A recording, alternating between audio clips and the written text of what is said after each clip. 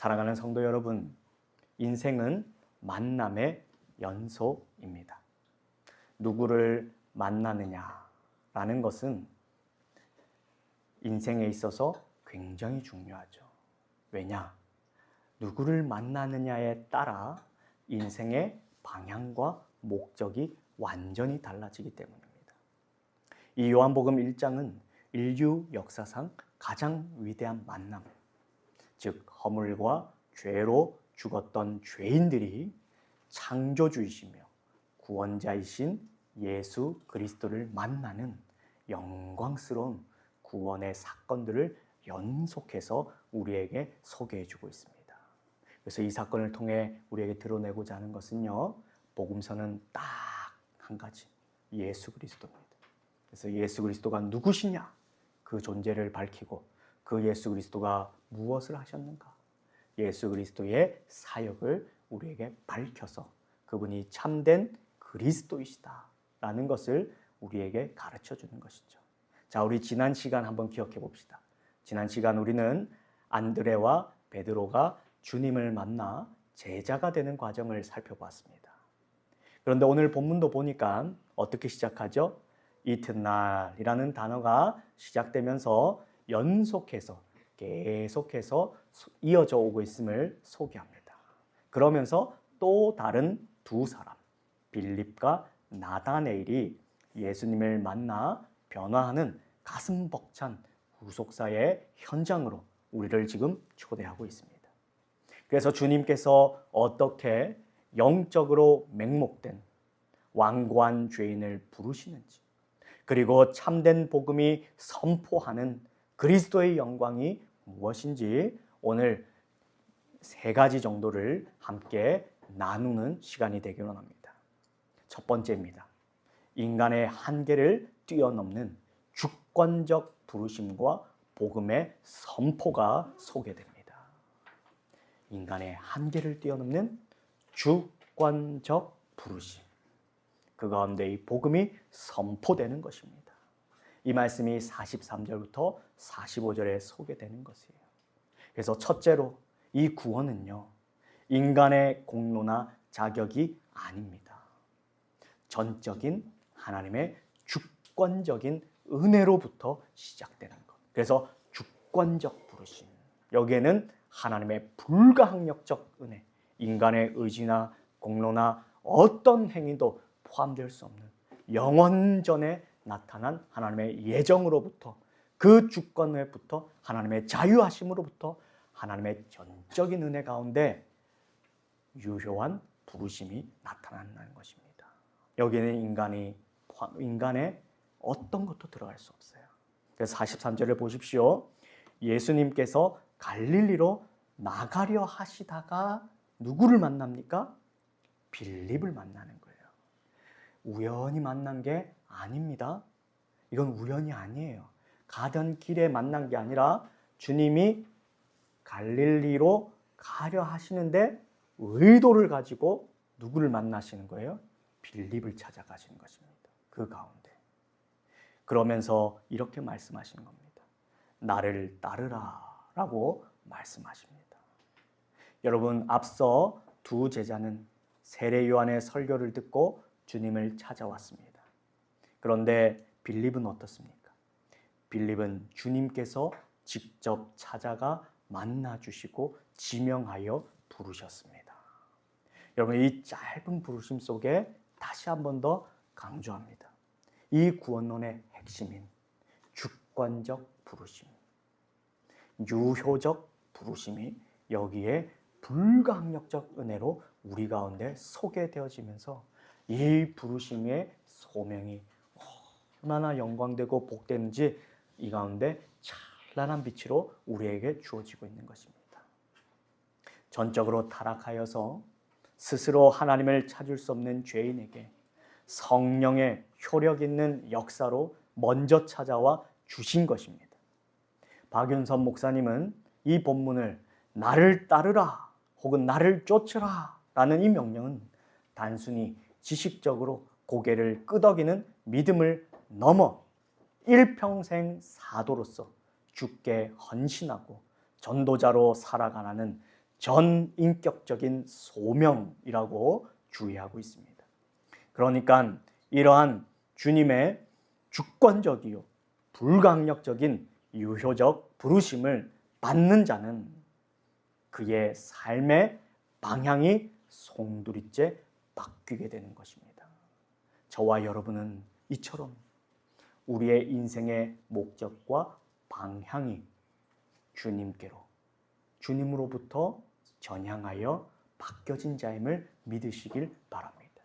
그래서 죄로 향하던 방향이 의를 향하게 되고, 죽음을 향하던 방향이 생명이요 더 나아가 영생을 향하게 되고, 지옥을 향하던 방향이 천국으로 바뀌게 되었음을 믿음으로 고백하시길 바랍니다. 이 강력한 구원의 은혜에 붙잡힌 빌립은요, 이제 어떻게 행동합니까? 침묵하지 않습니다. 여러분, 때론 침묵이 그 어느 때보다 강력한 메시지가 될 수가 있습니다. 그러나 복음은요, 침묵하거나 가려질 수 없는 것입니다. 복음의 은혜에 휩싸인 자들은요, 그 감격과 영광에요 잠잠할 수가 없는 것입니다. 그는 즉시 그의 친구 나다나엘을 찾아가서 외칩니다. 45절입니다. 이렇게 말해요. 모세가 율법에 기록하였고 여러 선지자가 기록한 그 일을 우리가 만났으니 요셉의 아들 나사렛 예수니라. 지금 뭐 하고 있습니까? 복음을 전하고 있습니다. 예수님이 만났다. 그를 믿어라. 근데 그분이 누구라고 말합니까? 모세가 율법에 기록하였고 여러 선지자가 기록한 그 일. 이건 뭐예요? 성경을 말하는 것입니다. 그 당시의 구약의 말씀, 하나님의 말씀인 성경을 가리키는 거예요. 그래서 여러분, 참된 복음은요, 우리의 기분이나 우리의 감정이나 우리의 상황이나 우리의 형편이나 우리의 뜻으로 나는 것이 아니에요. 하나님의 말씀을 가지고 증거를 통해 확실한 하나님의 계시를 통하여서 그 가운데 성령이 어떻게 역사하십니까? 유효적 부르심으로 성령이 역사하셔서 우리가 믿게 되고 알게 되고 또 그 성령의 역사로 인해서 우리가 어떻게 됩니까? 전도하게 되는 것입니다. 여기 우리는 참된 복음의 증거의 대원칙을 발견합니다. 빌립은 막연한 감정이나 주관적인 신비주의로 전한 것이 아니라 하였습니다. 철저히 하나님의 말씀으로서 계시된 성경, 그 성경의 성취자, 구약의 모든 율법과 언약의 성취자가 누구신가? 그분이 바로 그리스도이시다. 그가 바로 예수 그리스도이시다 라고 우리에게 증거해주고 있는 것입니다. 그러나 성도 여러분, 여기서 우리는 복음서 전체를 관통하는 매우 깊은 신학적 문맥을 한 번은 짚고 가야 합니다. 여러분, 빌립은요, 예수님을 가리켜서 뭐라고 부릅니까? 요셉의 아들 나사렛 예수라고 부릅니다. 여러분, 요한복음의 주제가 뭐예요? 요한이 왜 공간복음을 읽는데도 불구하고 마지막 네 번째 요한복음을 씁니까? 그래서 요한복음의 주제가 뭐예요? 그리스도의 신성을 드러내는 것입니다. 그래서 예수 그리스도는 하나님의 아들이시다. 더 나아가 하나님이시다. 하나님과 동일 본질이시고요. 동등 영광을 받으시는 분이다. 이걸 증거하는 거거든요. 이러한 하나님이신 예수 그리스도를 믿어야 한다는 것입니다. 그런데 지금 빌립은 뭐라고 말합니까? 요셉의 아들, 그리고 나사렛 예수. 역사적인 증거를 하는 거예요. 물론 역사적이고 섭리사적인 이 관점에서 이 표현은요, 틀린 표현이 아닙니다. 그래서 공간복음, 특히 마태복음 1장을 보게 되면 족보는 예수님이 요셉의 법적인 라인을 타고 나셨다라고 강조하죠. 또 이는 아브라함과 다윗의 자손으로서 메시아의 왕권을 합법적으로 계승한 분이시다라고도 말해줍니다. 또한 메시아가 유대인들이 멸시하던 갈릴리 총구석 나사렛에서 자라나실 것이다. 이거 누가 예언했습니까? 구약의 선지자들이 예언했어요. 이거 예언대로 된 것입니다. 그래서 예언의 성취가 나사렛은 나신 게 아닙니다. 베들레헴에서 나시고 베들레헴에서 나셨는데 나사렛에서 자라시는 거예요. 왜 그런 거예요? 선지자들의 예언을 성취하기 위해서요. 이거를 가르쳐 주는 거예요. 그래서 틀린 말은 아닙니다. 그런데 그래서 주님은요, 역사 속에서 어떻게 불리셨냐? 나사렛 예수라 불리셨습니다. 그래서 공간복음리처럼 땅에서 하늘로 올라가며 주님의 합법적 메시아됨을 역사적으로 아주 정밀하게 입증해 주고 합니다. 하지만 요한복음은요, 방식이 다릅니다. 아주 독특한 신학의 목적을 가지고 있어요. 그건 뭐냐면 요한복음 1장 1절부터 뭐라고 말합니까? 하늘에서 땅으로 내려오셨다는 겁니다. 땅에서 하늘로 올라가시는 분이 아니라 하늘에서 땅으로 내려오며 창세전부터 성부와 동등하게 선지하셨던 성자 하나님의 그 그리스도의 신성을 선포하는 복음서입니다. 그래서 요한복음의 엄격한 이 그리스도의 관점을 볼 때는요, 예수님의 진짜 아버지는 누굽니까? 요셉이 아니에요. 성부 하나님이시다. 이걸 얘기하는 겁니다. 그리고 영원한 고향인 나사렛은 뭐라고 말합니까? 거기가 아니라 예수님의 진짜 본향은 하나님의 보좌 우편, 하늘의 보좌에 있으시다라는 것을 말하고 있는 것입니다. 그래서 여러분, 이건 그냥 제 말이 아니라 제 개인의 주관이 아니라요, 우리의 선조인 존 칼빈이 여기에 대해서 주석하고 있습니다. 그래서 빌립의 고백에 내포된 인간적 한계와 무지가 나타났다. 여기에 빌립은 실수하고 있다. 그는 예수님에 대해서 잘 알지 못하였다. 이렇게 소개하는 것입니다. 그래서 빌립은 성육신하신 성자 하나님의 신성과 영광을 온전히 꿰뚫어 보지 못한 채 그저 눈에 보이는 땅의 족보와 땅의 질이라는 껍데기로만 예수님을 한계짓는 신학적 실수를 범한 것이다. 이렇게 말하죠. 그러나 칼빈은요, 이 실수를 그냥 지적한 게 아닙니다. 그 목적이 중요하죠. 뭘 말하는 것입니까? 진짜 목회적인 이유가 여기에 소개되고 있어요. 우리의 한계를 덮으시는 전적인 은혜를 선포하기 위함이라고 우리에게 가르쳐주고 있습니다. 여러분, 칼빈은 이렇게 말해요. 빌립의 지식에는 이처럼 인간의 연약함과 무지로 인한 오류가 섞여 있었으나 그의 중심에 오직 형제를 참된 그리스도께로 인도하려는 거룩한 열심이 있었기에 하나님께서는 그의 실수를 책망하지 않으시고 그 연약한 전도를 구원의 통로로 귀하게 사용하셨다라고 말합니다. 얼마나 위로가 되는 말씀입니까? 여러분, 제 개인을 보면 얼마나 부족합니까? 한계가 투성이고 부족함 투성이고 실수와 저도 이 땅에서 죄를 짓는 죄인입니다. 그러나 하나님의 은혜로만, 오직 예수 그리스도만, 오직 믿음으로만 구원받은 것이죠. 이러한 목회자를 통해 또 이러한 우리 성도들을 통해 뭐라고 말씀하시는 것입니까? 성도 여러분, 우리의 성경 지식이 부족하고 입술이 서툴러도 두려워하지 말라고 말하는 것입니다. 비록 빌립처럼 불완전한 지식일지라도 내 안에 계신 그리스도를 전하고자 하는 진실한 열망이 있다면 성령 하나님께서는 우리의 한계를 뛰어넘어 영혼을 구원하시는 주권적인 역사를 이루실 줄 믿습니다. 그래서 여러분, 우리의 책임은요, 어찌하든지 예수 그리스도를 전하는 것입니다. 그런데 진짜 변화는 어디에서 나타나는 거예요? 내 입에 없습니다.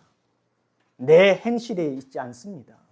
그러나 우리는 선행과 착한 말을 해야 하죠. 뭘 기대하면서요? 주님이 사용하시기를 기대하시면서. 그 가운데 주님이 어떻게 해요?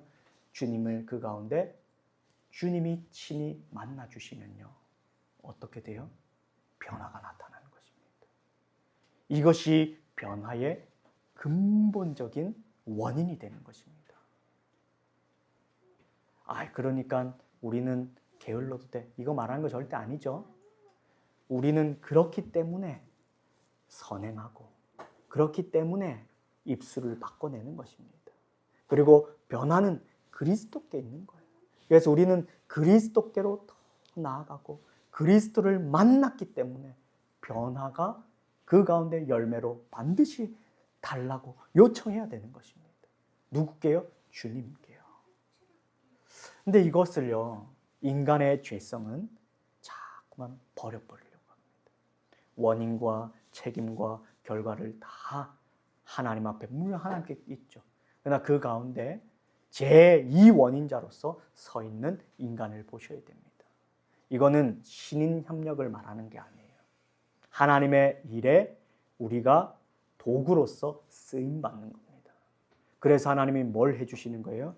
하나님의 그 영광을, 하나님의 자녀라는 칭호로서 우리를 아주 거룩하게 부르고 계시는 것입니다. 여러분, 성도는요, 그냥 아무에게나 주는 호칭이 아닙니다. 거룩한 자녀라, 거룩한 백성이라, 하나님의 자녀들에게만 성도라는 호칭을 줍니다. 그런데 오늘날 이 성도라는 호칭이 어떻게 됐어요? 직분 없는 자만 쓰는 것처럼 말합니다.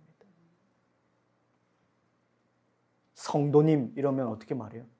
기분 나쁘십니까? 여러분, 성도보다 좋은 호칭은 없습니다. 그런데 교회 안에 성도님 이러면 괜히 부끄러워요. 내가 이러한 직분도 못 받고 아직까지 열심히 섬기지 못하고 부족함에 대해서는 얼마든지 부끄러워할 수 있습니다. 그러나 그 호칭에 부끄러워하시면 안 돼요. 그게 무슨 말인지를 아셔야죠. 주님이 자격 없는 자에게 너는 내 아들이라. 그게 뭐예요? 너는 이 땅의 기업이 아니라 하늘의 기업을 이어받을 자요. 그리스도의 피로 사는 자요.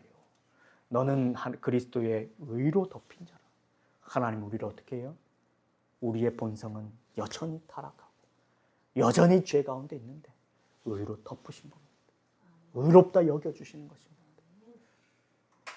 그 권세와, 그래서 특권이라고 말하잖아요. 하나님의 자녀가 되는 권세를 줬다고 요한복음이 말하잖아요. 다시 가슴에 새기셔야 됩니다. 이걸 강조하고 있는 거예요. 여기에 실수할 수 있습니다. 넘어질 수 있습니다. 근데 그게 두렵다고 그리스도를 전하는 목적과 방향은 달라져서는 안 됩니다. 어찌하든 그리스도를 전하도록. 또 어떻게 해요? 그러니까 나 실수하고 연약함 대로 살란다. 지금 이거 말하는 거 아니죠? 이거를 바로 잡아야 됩니다. 성화라고 하는 우리의 책임이 있는 것입니다. 근데 주님이요, 불쌍히 여겨주시는 거예요. 긍휼을 베풀어 주시는 거예요. 그러면서 어떻게 해요?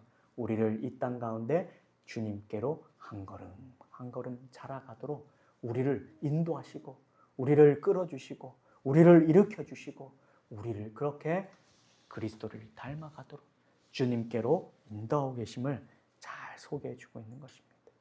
이러한 위로와 이러한 은혜 가운데에 다시 우리는 참된 복음을 가지고 역사적 예수뿐만 아니라 신성의 그리스도를 함께, 그래서 그리스도는 참된 사람이요 동시에 참된 하나님으로서의 그 이성 일인격의 예수 그리스도의 복음의 진리를 이 땅 가운데 잘 전하시는 저와 여러분 되시기를 주님의 이름으로 축원드립니다. 두 번째입니다. 편견을 깨트리는 인격적 초대와 주님의 전지하심이 46절과 48절까지 드러나고 있습니다.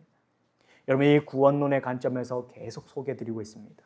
우리 첫 번째, 구원은 인간의 공로나 행위가 아니라 하나님의 성령의 유효적 부르심 가운데 있는 것이다. 주권적 부르심이다 라고 소개해드렸고, 두 번째는요, 인간이 가진 완고한 이성과 편견은 오직 그리스도와의 인격적인 만남을 통해서만 깨어진다는 사실입니다. 뭐라고요? 우리의 이성과 우리의 그 모든 편견은요, 오직 그리스도와의 인격적인 만남을 통해서만 깨어지는 것입니다. 여러분, 인격적이란 말이 뭐예요? 마음을 다하는 것입니다. 여러분, 마음은요, 우리 전체를 대표하는 것입니다. 그래서 마음을 다한다, 인격적이다, 여기에는요, 생각으로만, 이성으로만이 아닙니다. 단순히 감정으로만 아닙니다. 행동으로만 아니에요. 알고, 믿고, 행하는 지정의의 모든 것이 포함되어지는, 이걸 우리가 인격적이다, 마음으로 믿는다, 이렇게 표현하는 것입니다. 그래서 빌립의 불완전한 전도를 받은 나다나엘은요, 어떻게 행동해요? 편견을 가지고 자신의 지식과 힘으로써 말하는 거예요. 그 본문이요, 46절입니다. 나사렛에 무슨 선한 것이 날 수 있느냐라고 말하는 것입니다.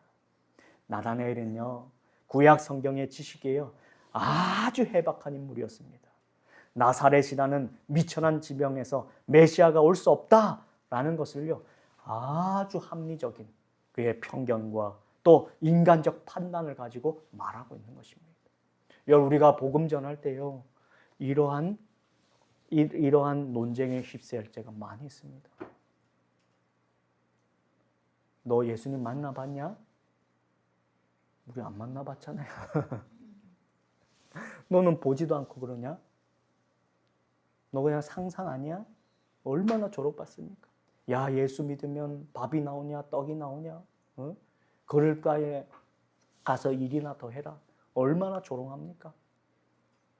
여러분, 인간적인 상황과 인간의 지혜와 인간의 모습 속에 예수 그리스도를 마치 가둘 수 있는 것처럼 세상 사람들은 지탄하고 공격할 때 많아요. 그럴 때 여러분, 어떻게 하면 되냐면, 이 빌립은요, 어떻게 합니까? 여기에서 해답을 제가 찾았습니다. 나다나엘과 복잡하고 소모적인 변론을 버립니까? 안 버립니까? 안 버려요. 딱 한마디 합니다. 그저 복음의 가장 강력한 초대를 던져요. 뭐라 말하죠? 와서 보라. 이건 누구 말씀입니까? 그리스도께서 하신 말씀입니다. 자기에게 그리스도가 뭐라 말씀하세요? 네가 나를 따르는 목적이 뭐냐 물으시죠. 무엇 때문에 날 따르냐? 그러고 나서 랍비 어디 계십니까? 이러니까 주님이 그제서야 와서 보라라고 초청하시잖아요. 복음 받은 겁니다. 그가 다른 건 안전하고요. 그가 받은 복음을 지금 뭐 어떻게 하고 있는 거예요? 빌립이 나다나엘에게 예수님의 말씀을 가지고 예수님의 가르침을 따라 이 복음을, 자기가 받은 하나님의 복음을요, 말씀대로 어떻게 하는 거예요? 똑같이 전하는 겁니다. 여기에 더하거나 빼지 않고요, 와서 보라! 라고 말하는 거예요. Come and see! 라고 말하는 겁니다. 그래서 박윤선 목사님은 이 대목에서 기독교 신앙의 위대함은 여기에 있다라고 말하는 것입니다. 기독교 신앙은 인간의 관념이나 사변을 믿는 이상주의가 아니요, 막연한 신비에 빠지는 것도 아니라고 말합니다. 기독교는 성경에 기록된 진리의 실체이신 그리스도 앞에 직접 나아가 그분을 인격적으로 경험하는 철저한 사실주의다라고 말하는 것입니다. 좀 어렵죠. 이상주의도 아니고 신비주의도 아니고 뭐라고 말하는 것입니까? 기독교는 성경에 기록된 진리의 실체이신 그리스도 앞에 직접 나아가, 신비주의가 아니라 신비가 있다는 것입니다. 하나님의 예정으로부터 예정된 자는 유효적 부르심을 따라 부르실 때 그리스도와 진짜 만나는 신비를 경험하게 된다는 것입니다. 그리고 그분을 만나면 진짜 우리는 그분을 인격적으로 경험하게 되고 연합하게 되고 만나게 되는데, 이러한 방식에 볼 때 철저한 사실주의라고 말해주고 있는 것입니다. 우리의 이성적 의심과 편견을 해결하는 유일한 길은요, 예수 그리스도 앞에 직접 나아가 그분의 말씀 앞에 직면하는 것입니다. 제가 좀 엄합니다. 제가 때로는 엄해요, 아이들한테. 그래서 딸아이에게도 그렇고 또 제가 조카에게도 엄하게 대할 때가 많이 있습니다. 그런데 부탁하는 마지막, 항상 제가 어떤 얘기든 훈계를 하든 교훈을 하든 책망을 하든 우리 아이들에게 부탁하는 것은요, 내 말을 들으라가 아닙니다. 그리스도를 인격적으로 만나라는 것입니다. 그래서 항상 뭘 요청합니까? 말씀을 읽어라고 요청하는 겁니다. 그래서 우리 몇 안 되는 가정이지만 우리가 뭐에 힘쓰는 거예요? 성경 읽기. 읽는 게 안 되면 들으라는 겁니다. 기도하면서 집중하면서 간절한 마음으로 말씀을 들으시고 읽으시고 한 구절이라도 한 자라도 마음에 새기기 위해서 애쓰려고. 왜 그걸 부탁합니까? 그 가운데 하나님의 말씀으로부터 예수 그리스도를 인격적으로 만나는 성공이 거기에 있기 때문입니다. 여러분 성공하고 싶습니까? 우리 아이가요, 6살이 되니까 꿈을 가집니다. 아빠, 나는 그 화려한 저택 있잖아요. 수영장도 있고 2층에 이런저런 것들이 있는 이쁘고 좋은 집에서 나 살고 싶어. 그래서 제가 돈 부자가 돼야 돼. 그럼 어떻게 부자가 돼야 돼? 그러니까 공부 열심히 해야 돼. 진짜 공부 열심히 하면 부자 될 수 있어? 돈을 버는 방법을 공부해야지. 그러니까 우리 딸아이가 뭐라 말하는 줄 알아요? 그러면 아빠 나 그림 그려서 팔면 부자 될 수 있어? 그래서 할아버지한테 그림을 이번 주에 한 점을 팔았습니다.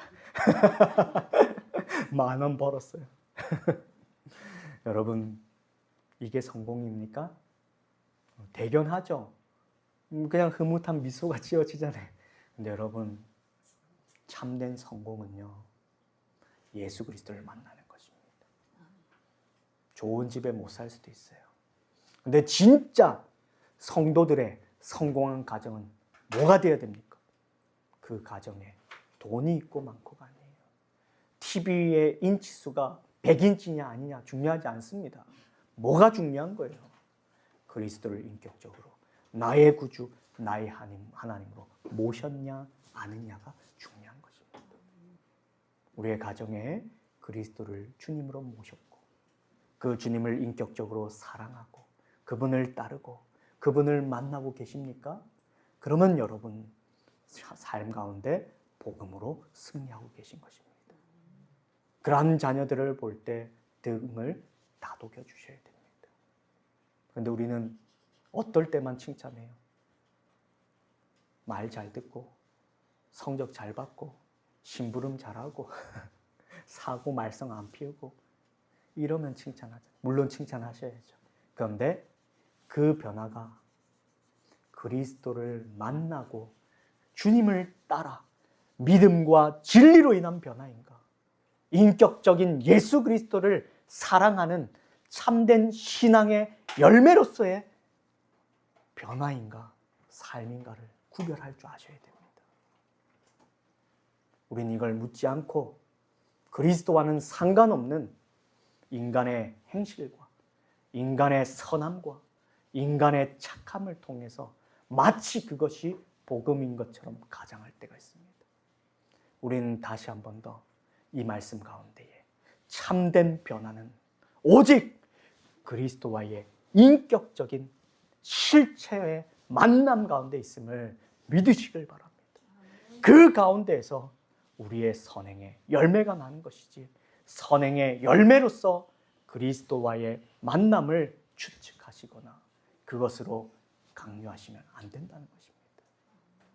물론 그리스도를 만난 자들이 게으름과 나태함과 연약함 가운데에 침묵할 때가 있습니다. 그래서 욕을 먹을 때가 있죠. 그렇다고 해서 칭의와 성화를 바꾸시면 안 돼요. 인간의 공로가 우리는 늘 높이고 싶습니다. 여기에 여러분 빌립을 보십시오. 와서 보라. 자기를 높이지 않아요. 주님의 말씀을 앞세우고 주님께로 와라고 초청한 것입니다. 우리 성도들의 삶에 이러한 인격적인 그리스도의 만남 가운데 누구를 만나든 그 사람을 그리스도께로 인격적으로 보내드리는 이러한 선교적, 이러한 전도적 열정의 사람들이 다 되시기를 주님의 이름으로 부탁드립니다. 그래서 나다니엘은 예수님께 다가올 때 주님은 그의 온 영혼을 이제는 관통하시면서 이렇게 말씀하세요. 47절입니다. 보라, 이는 참으로 이스라엘 사람이라. 그 속에 간사한 것이 없도다. 여러분, 이 말씀은 구약의 족장 야곱과 대조되는 엄청난 교리적 선포입니다. 여러분, 이스라엘이라고 하는 이름을 누가 받았습니까? 야곱이 받았습니다. 야곱이 본래 야곱인데 어떻게 돼요? 하나님을 대면하여 보고 어떻게 하는가? 여기서 우리가 그 천사를 누구라고 말해요? 예수님이라고도 해석합니다. 그러니까 주님과 실제로 대면하고 만나고 인격적인 만남이 있는 거예요. 그리고 나서 이름이 어떻게 됩니까? 야곱에서 이스라엘로 바뀌어지게 되는 것이죠. 그러니까 이스라엘이라는 이름을 그가 본래 자신의 정력과 유익을 위해서 아버지를 속이고 형을 속였던 간사한 자, 그게 야곱이에요. 그런데 그 야곱이 이제는 진짜 믿음의 조상이 된 것입니다. 그러나 주님은 나다나엘을 보시면서 뭐라고 말씀하시는 거예요? 그 중심에 위선이나 거짓, 간사함 없이 오직 진리를 목마르게 구하는 참 이스라엘 사람이라고 그의 중심을 인정해 주신 것입니다. 그러자 나다나엘이 어떻게 반응합니까? 깜짝 놀라는 거예요. 어떻게 나를 아시나이까? 이렇게 묻는 것입니다. 그러니까 주님이 뭐라고 말씀하세요? 48절에 빌립이 너를 부르기 전에 내가 무화과 나무 아래에 있을 때에 보았노라. 여러분, 이 말씀이 뭐냐면요, 여기에는 역사적 배경을 잘 아셔야 됩니다. 그러니까 당시 유대인들에게 무화과 나무 아래는요, 세상의 소음을 차단하고 오직 하나님 앞에서 율법을 묵상하며 은밀히 기도하던 경건의 처소였습니다. 그러니까 무화과 나무 아래에 있었다는 것은요, 경건의 처소로서 경건의 시간을 가졌다는 것입니다. 그러니까 주님은 나다나엘이 아무도 보지 않는 은밀한 장소에서 하나님을 향해 눈물을 흘리며 메시아를 갈망하던 그 가슴 깊은 기도의 자리를 전지하신 신성의 눈으로 어떻게 하셨다는 겁니까? 이미 다 지켜보고 계셨다는 것입니다. 여기에서도 그리스도의 신성이 드러나고 있잖아요. 주님은 보고 계시는 것입니다. 그런데 뭘 먼저 소개해요?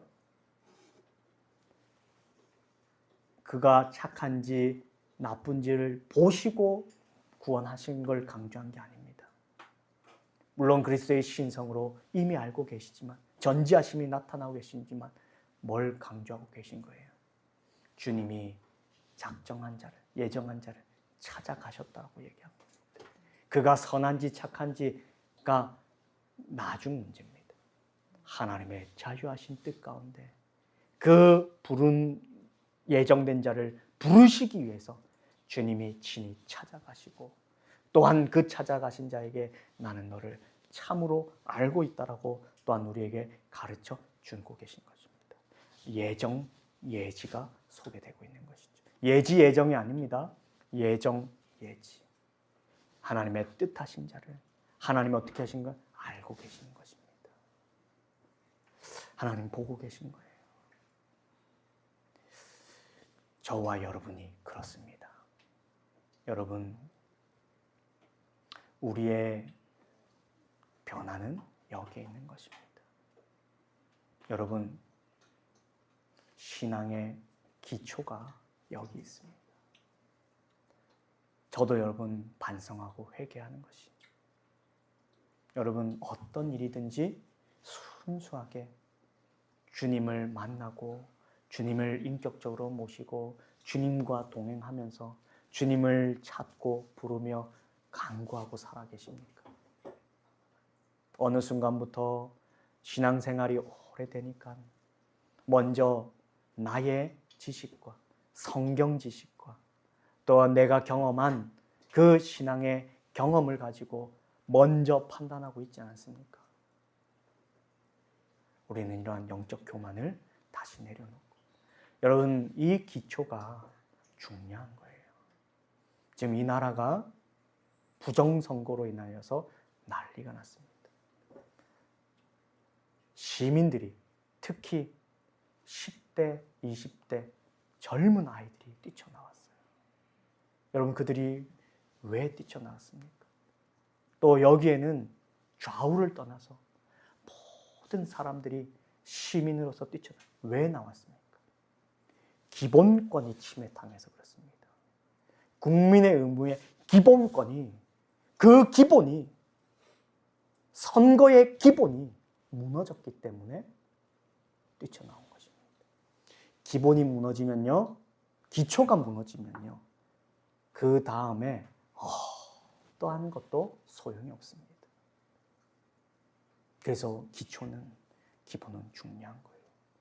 여러분 이 첫 시작이, 우리의 신앙의 시작은 하나님의 예정으로부터 시작되는 것입니다. 지금 누구로부터 시작된 것입니까? 하나님으로부터 시작된 것입니다. 하나님은 어떤 분이십니까? 영원하시고 무한하시고 불변하신 하나님이십니다.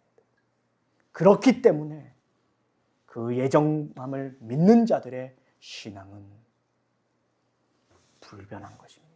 취소될 수 없는 것입니다. 늦춰질 수 없는 것입니다. 그 부르심은 유효적 부르심인 것입니다. 주권적 부르심인 것입니다. 인간이 받고 거절하고 하는 것이 아닙니다. 예정된 자, 유효적 부르심 가운데 우리가 하는 것 같지만 하나님의 전적인 불강력적 은혜 가운데 받는 것입니다. 여러분, 이러한 받는 자들이 이제는 또 어떻게 해요? 주님이 친히 신비 가운데, 신비주의도 아니요 이상주의도 아닙니다. 이성주의도 아닙니다. 그런데 진짜 말씀 가운데 신비로서 어떻게 해요? 주님과 연합되고 만나고 인격적으로 내 구주로 모시는 신비가 있는 신비적 연합이라고 말하잖아요. 이 일이 저와 여러분에게 있는 것입니다. 여러분 이것이 우리의 기초요, 기본인 것입니다. 여기서부터 우리의 신앙이 출발되고 우리의 신앙에 자라가지 않으면요, 아무 소용이 없는 것입니다. 우리는 다시 한 번 더 기초를 회복하고, 이 나라를 위해서도요, 이 나라의 기본과 기초가 바로 서는, 주권이 회복되는 나라를 위해서도 기도하셔야 되지만 더욱 앞서서 성도들은요, 우리의 신앙을, 그 기초를, 그리스도를 인격적으로 만나고 있는가? 투표 현장에 가셔도요, 그 시위에 가서도요, 성도는요, 그리스도와의 동행 가운데 그리스도를 인격적으로 만나기 위한 자리로서 나가셔야 됩니다. 주님을 위한 것이지 나를 위한 것이 되면 안 됩니다. 여러분, 이러한 은혜, 기초, 그 시작을 지금 주님이 빌립을 찾아가시는 가운데 소개해 주고 있는 거예요. 빌립을 통해서 우리 가운데 소개해 주고 있는 것입니다. 이러한 구원의 확신과 위로가 저와 여러분에게 있기를 주님의 이름으로 축원드립니다. 여러분 조금 시간이 가지만 그래도 말씀을 마무리합니다. 여러분 세 번째가 49절에서 51절. 이게 진짜 중요한 말씀이에요. 지금 어떻게 하고 계십니까? 닫힌 하늘 문을 여시는 유일한 중보자는 그리스도이시다는 것입니다. 죄로 인해서 하나님과 우리 사이가 단절됐습니다. 문이 닫혀져 버렸습니다. 우리의 죄로 인해서. 근데 하나님 지금 어떻게 하시는 거예요? 닫힌 하늘 문을 유일한 중보자 예수 그리스도로 열고 계시는 장면이 49절부터 51절에 소개되고 있는 거예요. 그래서 예수 그리스도는 죄로 인해 단절된 하나님과 우리 사이를 연결하시는 어떤 분? 유일한 중보자. 중보자인데도 유일한 중보자입니다. 예수 그리스도 이외에는 우리를 죄로부터 구원할 자가 있다 없다? 없는 것입니다. 오직 예수 그리스도께만 중보자로서 그리스도로서 우리의 죄가, 우리의 사망이, 우리의 불의가 그리스도 앞에서 해결되는 것입니다. 그래서 이 나다나엘이 주님을 만나자요. 인격적으로 주님을 만나자마자 어떻게 됩니까? 자신의 은밀한 기도의 세계를 주님이 보신 거예요. 이러한 창조주 하나님의 전능하신 앞에 나다나엘은 모든 편견과 합리주의를 단번에 깨뜨립니다. 그러면서 그가 그 가르침에 완전히 압도되어서 영광스러운 신앙의 고백을 49절에 하고 있어요. 랍비여, 당신은 하나님의 아들이시요 당신은 이스라엘의 임금이로소이다. 아멘. 조금 전까지만 해도 어떤 사람은 나사렛 시골에 뭔 선한 것이 나겠느냐. 그리스도를 조롱하고 비웃고 그 무리들을 향해서 놀리던 자입니다. 그런데 이제는 예수님을 향해서 그분은 성자 하나님이시며 하나님의 아들이시요 라고 선포하는 거예요. 그러면서 내 영혼의 통치자이신 왕이십니다. 당신만이 나의 왕이십니다. 이렇게 고백하고 있는 거예요. 인간의 이성이 깨어지고 성령의 역사로서 참된 신앙 고백에 이르게 된 것입니다. 주님은 이 고백을 기쁘게 받으시며 나다나엘과 제자들을 넘어서 오늘날 머리 대신 그리스도의 몸된 교회로 여기에 교회에 주어질 이 복음의 가장 장엄한 영적 비전을 이제 선포해 주고, 이건요 여러분 나다나엘에게만 선포하는 게 아니라요 저와 여러분에게까지도 말씀해 주고 있는 것입니다. 그게 바로 51절에 또 이르시되 진실로 진실로 너희에게 이르노니 하늘이 열리고 하나님의 사자들이 인자 위에 오르락 내리락 하는 것을 보리라 하시니라. 아멘. 그럼 이게 도대체 무슨 말씀일까요? 이 말씀은요 성경 안에서 구약의 창세기 28장과 연결해서 봐야 합니다. 야곱이 브엘세바에서 도망치다가 루스 광야에서 돌베개를 베고 잠이 들어요. 그때 꿈속에서 땅에서부터 하늘까지 닿는 거대한 사다리를 보게 됩니다. 그리고 하나님의 사자들이 어떻게 해요? 그 위로 오르락 내리락 하는 환상을 보는 거예요. 근데 지금 뭘 말한 거예요? 바로 예수님은 지금 그 야곱의 사다리 환상이었어요, 구약은. 근데 진짜 실체가 누구냐라는 것을 가르쳐 주는 것입니다. 그 진짜 실체는 바로 예수 그리스도라는 것입니다. 자신이라는 것입니다. 너는 환상으로 사는 자가 아니라 이제는 실체를 가지고 복음의 그 위대함과 영광으로 살아갈 것을 우리에게 약속해 주고 계신 것입니다. 그래서 존 칼빈과 핸드릭스 목사님은요 이 구절이 복음의 핵심인 중보자 그리스도의 정수라고 강력히 선포합니다. 그래서 인류의 조상 아담의 타락 이후 거룩하신 하나님과 죄인된 인간 사이에 하늘문은 공의의 진노로 말미암아 완전히 단절되고 굳게 닫혀버렸습니다. 여기에 인간의 그 어떤 도덕이나 선행이나 종교적 노력이라도 사다리로도 그 하늘문에 닿을 수 없었습니다. 그런데 하늘에서 땅으로 친히 내려오신 영원한 사다리가 있다는 것이에요. 바로 말씀이 육신이 되어 우리 가운데 찾아오신 인자 예수 그리스도이십니다. 그래서 웨스트민스터 신앙고백서 8장은 이렇게 선언합니다. 오직 성자 하나님이신 예수 그리스도 한 분만이 하나님과 사람 사이의 유일한 중보자가 되십니다. 예수 그리스도라는 사다리를 통과할 때에만 닫혔던 하늘문이 활짝 열리고 거룩하신 하나님 아버지와의 깊은 영적 교제가 회복되며 천사들의 수종을 받는 하늘의 신령한 복이 죄인들의 삶에 부어지게 되는 것입니다. 나다나엘이 고백한 지식을 넘어 이제 제자들은 예수님의 십자가와 부활 그리고 성령의 강림을 통해 하늘 문이 열리는 영광스러운 복음의 실체를 두 눈으로 목도하게 될 것이다 라고 소개해 주는 것이에요.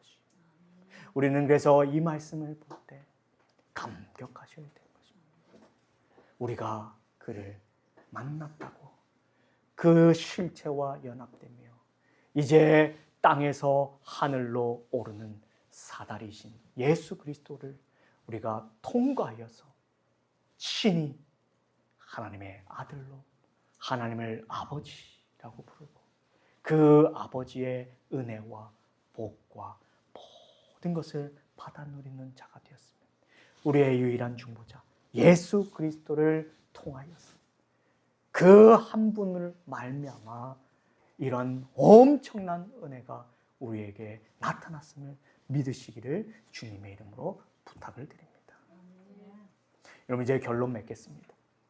여러분 오늘 우리는 빌립과 나다나엘의 위대한 만남을 보았습니다. 우리의 구원은 빌립처럼 요셉의 아들 나사렛 예수라는 세상의 상식과 인간의 생각에 갇혀 있을 때 시작되지 않았습니다. 우리를 만세전에 택하시고 우리의 연약함과 무지함에도 불구하고 주권적으로 찾아오셔서 나를 따르라 부르신 유효적 부르심의 은혜가 있었기에 오늘 우리가 이 자리에 있음을 기억하길 바랍니다. 비록 우리의 성경 지식과 말 주변이 빌립처럼 서툴고 연약할지라도 내 이웃과 사랑하는 가족들을 향해 복잡한 논쟁 대신 와서 보라고 담대히 복음의 초천장을 던지시는 거룩한 열심을 이 땅에 회복하는 저와 여러분 되기를 바랍니다. 무엇보다 나다나엘처럼 아무도 보지 않는 나만의 무화과나무 아래 즉 하나님과 독대하는 은밀한 기도의 자리를 우리도 사수해야만 합니다.